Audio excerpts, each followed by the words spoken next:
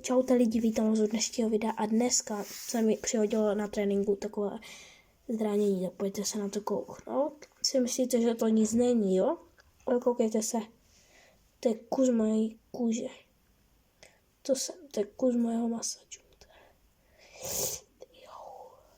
Mi to reálně vypadlo.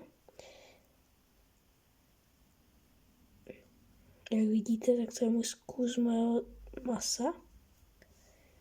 Proto zítra jdu k doktorovi, koukejte se. Tady to mám odkrvají.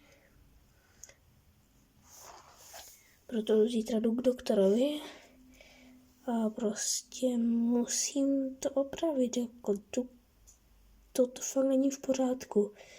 Ta moje kůže, kámo, maso, kámo, víš to maso, takhle vypadá maso a vůbec to nevím. Toto mi vypadlo z nohy.